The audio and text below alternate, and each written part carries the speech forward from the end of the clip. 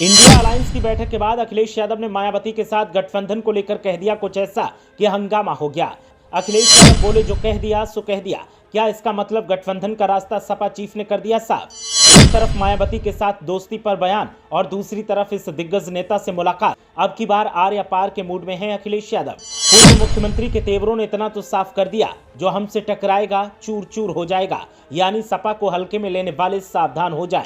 उत्तर प्रदेश की सियासत में अखिलेश यादव ने तहलका मचा दिया है। सपा चीफ ने एक साथ ऐसा हल्ला बोल किया है कि किसी के माथे पर चिंता की लकीरें हैं तो कोई चिंता के मारे खौफ से कांप रहा है। अखिलेश यादव ने इंडिया गठबंधन की बैठक के बाद जिस तरह से अपने तेवरों को साफ किया है, उससे इतना तो संकेत मिल गया है कि अब की बार सपा को हल्के में लेने वालों के लिए ये बाजी बहुत महंगी साबित होगी। समाजवादी पार्टी पहले से ही हल्ला बोल की तैयारी में है और ऊपर से मायावती का साथ होगा या नहीं। जब इस पर सवाल किया गया और जवाब मांगा गया तो अखिलेश यादव ने साफ शब्दों में कह दिया कि जो कह दिया सो कह दिया। अब हर किसी का सवाल है कि आखिर अखिलेश यादव ने क्या कह दिया है। एक तरफ मायावती के साथ गठबंधन पर सवाल और दूसरी तरफ ममता बनर्जी से मुलाकात की जब तस्वीरें सोशल मीडिया पर वायरल हुई तो फिर हल्ला मच गया और हल्ला ऐसा मचा कि सुर्खियों का दौर तेज हो गया।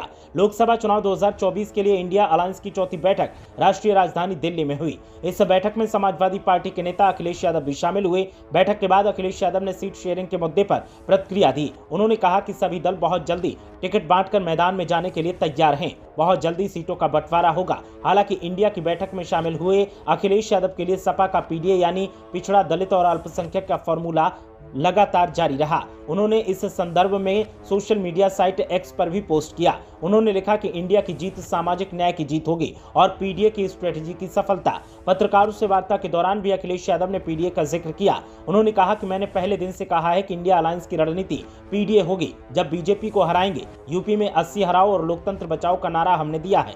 उन्होंने कहा कि इंडिया गठबंधन की बैठक हुई है और बहुत जल्द ही टिकट बांटकर मैदान में जाने के लिए हम सब तैयार हैं। बीएसपी के साथ गठबंधन के सवाल पर अखिलेश यादव ने कहा कि सपा को जो पक्ष रखना था वो रख दिया और वो हमने बैठक में कह दिया। किसी एक दल के बारे में कोई जानकारी नहीं है।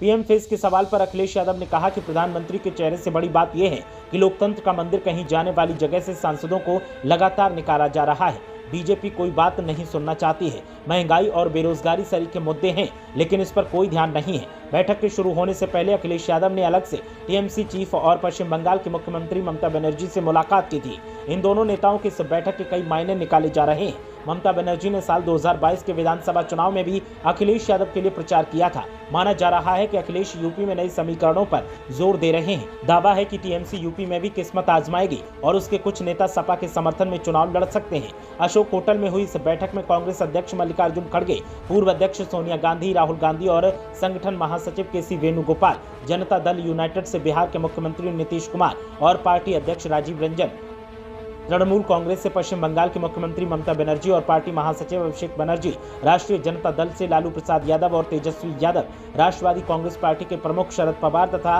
शिवसेना के उद्धव ठाकरे और आदित्य ठाकरे ने हिस्सा लिया। समाजवादी पार्टी के अध्यक्ष अखिलेश यादव और पार्टी महासचिव रामगोपाल यादव बैठक में मौजूद रहे। सूत्रों का कहना है कि इस बैठक में सकारात्मक एजेंडा तय करके सीटों के बंटवारे, नए सिरे से रणनीति बना और साझा जनसभाओं को लेकर मुख्य रूप से चर्चा हुई। लेकिन अभी तक सीट बंटवारे का कोई फॉर्मूला फाइनल नहीं हुआ है। ऐसे में अब हर किसी की नजर इस बात पर है कि आखिर आने वाले दिनों में किस तरह से सीटों का बंटवारा होगा और क्या मायावती इसका हिस्सा होंगी या नहीं। ब्यूरो रिपोर्ट, मीडिया हलचल।